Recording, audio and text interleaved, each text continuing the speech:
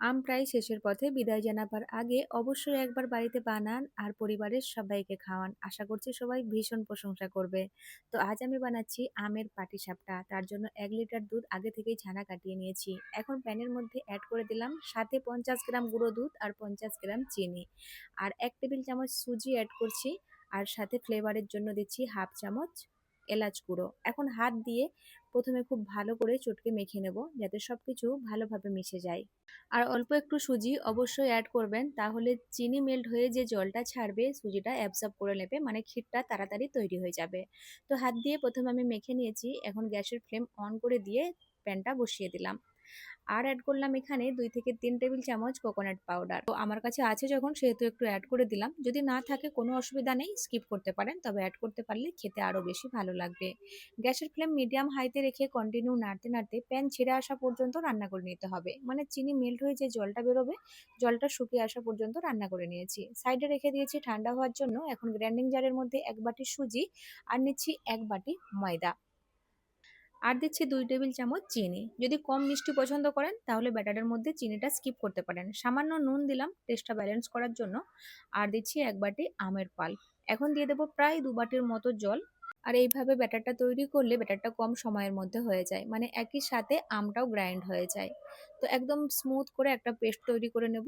তো দেখুন এরকম একটা পেস্ট তৈরি হয়ে গেছে, একটু ঘন রয়েছে।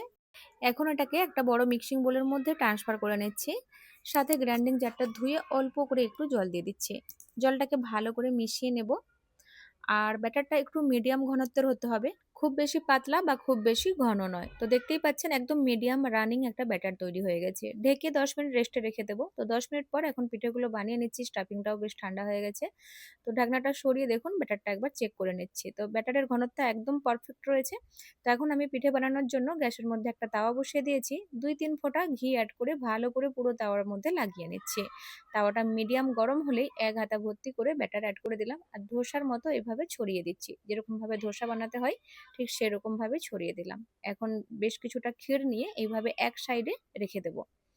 আর যেহেতু এটা ১ম পিঠা, সেজন্য সাইডে একটু করে ঘি লাগিয়ে নিচ্ছি, যাতে পিঠাটা ফোল্ড করার সময় কোনো রকম অসুবিধা না হয়।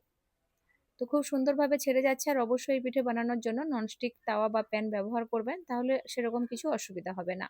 আর এভাবেই বাকি পিঠাগুলোও তৈরি করে নেব। তো প্রথমে ধোসার মতো একটা গড়ে নিয়েছি। ওপর থেকে যখন একটু কালার চেঞ্জ হয়ে যাবে, মানে শেড হয়ে যাবে, যে ক্ষীরটা তৈরি করেছিলাম প্রয়োজন মতো রেখে শেড করে নিলাম। ব্যাস, এখন এক সাইড দিয়ে ফোল্ড করে নিলেই পিঠাটা তৈরি হয়ে যাবে। আর হালকা করে একটু সেঁকে নেবেন।